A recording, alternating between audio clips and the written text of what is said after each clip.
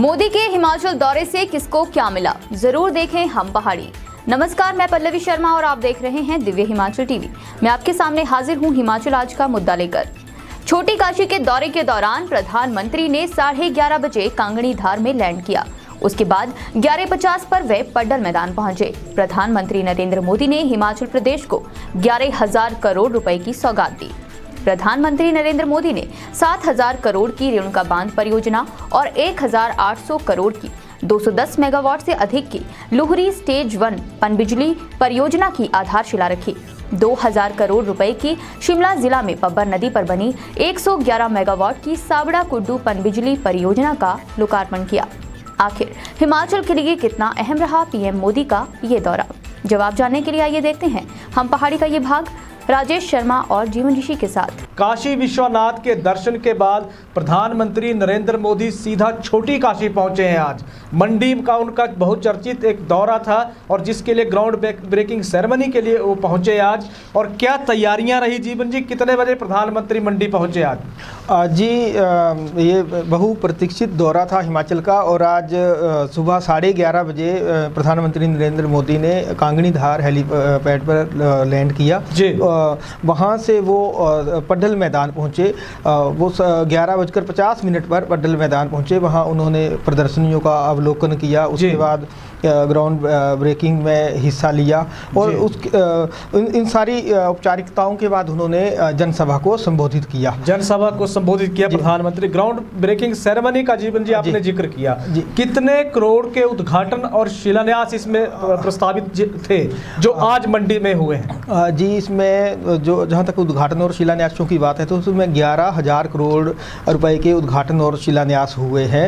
इसमें सबसे बड़ा जो है वो 7,000 करोड़ का रेणुका बांध परियोजना और 1,800 करोड़ की 210 मेगावाट से अधिक की लुहरी स्टेज 1 पन बिजली परियोजना की आधारशिला रखी गई है। 2,000 करोड़ रुपए की शिमला जिले में पब्बर नदी पर बनी 111 मेगावाट की साबड़ा कुड्डू पन बिजली परियोजना का लोकार्पण प्रधानमंत्री ने किया है।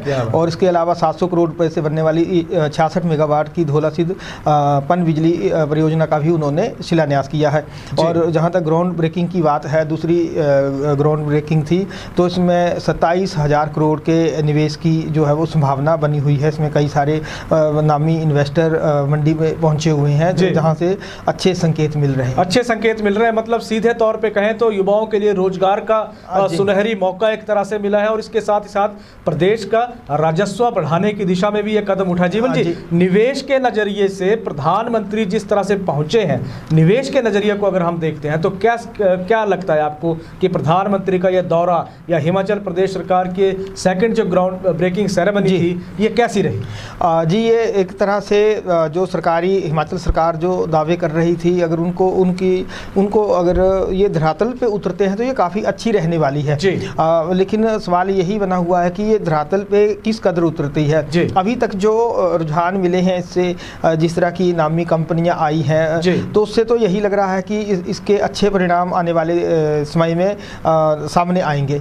अच्छे परिणाम आएंगे। जीवन जी, एक कोई बुलेट प्रूफ जैकेट बनाने वाली कंपनी जी एक बड़ी कंपनी है जो नालागढ़ में एक एम्यूनिशन बनाने वाली कंपनी है जो वहाँ अपना प्लांट लगाने जा रही है, जो 800 एकड़ में लगना है। और ये दुनिया भर को बुलेट प्रूफ जैकेट जो है ये कंपनी सप्लाई करती है। इसके अलावा एम्यूनिशन में ये टैंक के गोले और भी कई तरह के सामान जो है वो तैयार करती है और उसमें बहुत हज़ारों की संख्या में लोगों को रोज़गार मिलने की संभावना है। अगर ये प्रोजेक्ट अगर धरातल पे उतरता है तो ये बहुत बड़ा प्रोजेक्ट होगा हिमाचल के नज़रिए से। क्या बात, हिमाचल के नज़रिए से बड़ा प्रोजेक्ट होगा। जीवन जी, प्रधानमंत्री की एक खासियत है, नरेंद्र मोदी जी की एक खासियत है, वो जिस भी प्रदेश में जाते हैं उस प्रदेश या उस प्रदेश के जिस भी हिस्से में जाते हैं वो वहाँ की बोली में, वहाँ की बोलचाल में लोगों को संबोधित भी करते हैं। प्रधानमंत्री जी छोटी काशी आए थे, आज मंडी का उनका दौरा था। उन्होंने क्या क्या कहा उनकी, और अगर हम देखते हैं तो आपको क्या उनकी संबोधन की खासियत क्या लगी? जी सभी जानते हैं कि प्रधानमंत्री नरेंद्र मोदी क्राउड पुलर हैं, वो एक बहुत कम्युनिकेटर, बहुत अच्छे कम्युनिकेटर हैं। धरने को जगह नहीं थी, कई लोगों को वहाँ वापस जाने को जगह नहीं मिली, वापस लौटना पड़ा, से उन्हें एंट्री नहीं मिली, फिर वो वापस जाना पड़ा। और जैसे ही प्रधानमंत्री नरेंद्र मोदी ने अपने चिर परिचित अंदाज में अपना संबोधन शुरू किया है, तो उन्होंने बड़े मंडियाली भाषा में, मंडियाली बोली में उन्होंने कहा कि देवभूमि में शीर लेने का मौका मिलिया, देवभूमि दे सभी देवी देवताओं जो मेरा नमन। और आगे उन्होंने जोड़ा कि जब भी आता हूँ तो बदानेरा मिठा सेपू बड़ी की याद मुझे जरूर आ जाती है, जो कि मंडी की खास डिशेज है। तो इनसे उन्होंने लोगों का दिल जीतने की कोशिश की और मंडी के लोगों की रूह में ये बातें उतर गई होंगी प्रधानमंत्री जी। जी बिल्कुल, उस दौरान खूब नारेबाजी भी हुई, और जो कि अक्सर प्रधानमंत्री की रैलियों में होता भी है, लेकिन इसमें जो महिलाओं का जो जोश था वो देखते ही बन रहा था। उन्होंने जो बेटियों की उम्र जो है शादी की जो उम्र को लेकर फैसला किया है, उससे भी 21 साल कर जी बिल्कुल, उससे भी महिलाओं को से आत्मीयता दिखाने की कोशिश की है, जिससे काफ़ी एक माहौल जैसा बना। वैक्सीनेशन पे भी उन्होंने हिमाचल को काफ़ी शाबाशी दी है। और भी प्राकृतिक खेती पे 1.5 लाख किसान हिमाचल के जुड़े हैं। उनसे 1.5 लाख किसानों से पूरे देश को सीख लेने की उन्होंने बात कही है कि जीरो बजट खेती किस कदर जो है वो आने वाले दिनों में एक मील पत्थर साबित हो सकती है पूरे देश में। आज जहाँ केमिकल युक्त खेती की बात की जा रही है, तो उन्होंने प्राकृतिक खेती को लेकर पूरे देश को शाबाशी, हिमाचल के जरिए हिमाचल के किसानों को शाबाशी देकर प्रधानमंत्री ने एक संदेश किसानों को दे दिया है। पूरे देश के किसानों को हिमाचल से एक संदेश देने की कोशिश की है। तो ये सारी चीजें हैं। प्रधानमंत्री जी आपने कहा कि भीड़ खींचने में बड़े एक्सपर्ट हैं, जिस तरह के संबोधन करते हैं, बड़े गरिमामयी भाषण भी देते हैं, लोकल डायलैक्ट्स या लोकल लैंग्वेजेस का जिस तरह से इस्तेमाल करते हैं, तो जनता की भीड़ तो ठीक खींच लेते हैं, ये बात सही है।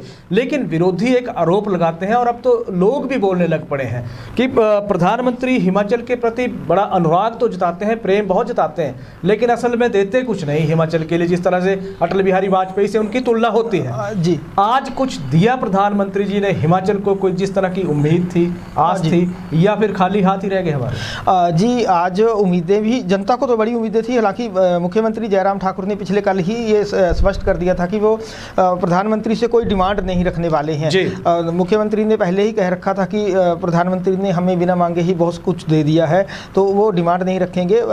जो भी प्रधानमंत्री नरेंद्र मोदी कहेंगे वो उसके साथ जाएंगे।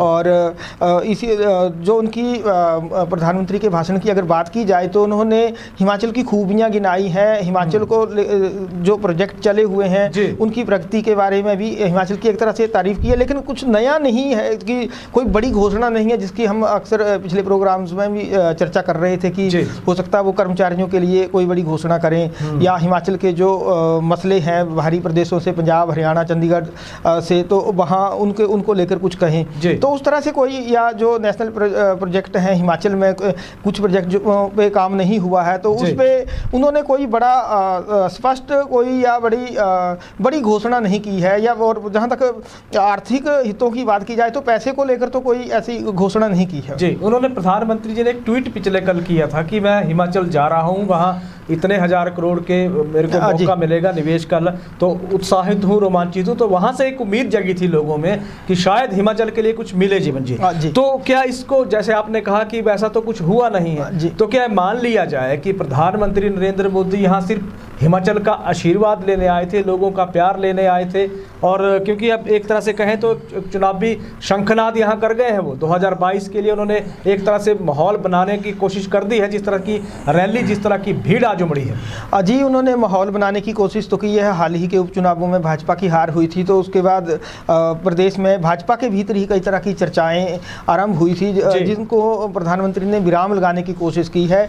और उन्होंने ऑल इज वेल एक तरह से का संदेश संदेश दिया है संगठन को भी, सरकार को भी, और उन्होंने एक तरह से पूरी पार्टी को भी एड्रेस किया है और हिमाचल सरकार को भी एड्रेस किया है और जो संगठन है भाजपा का उसे भी एड्रेस किया है। और उन्होंने एक तरह से मुख्यमंत्री को भी आशीर्वाद दिया है। खुद तो हिमाचल तो हर कोई आशीर्वाद लेने आता ही है। जी बिल्कुल, ऑल इज वेल का संदेश दिया, लेकिन 4-0 से उपचुनाव में जो रिजल्ट नतीजे आए हैं वहां से कुछ स्थितियां लग नहीं रही है इस तरह की।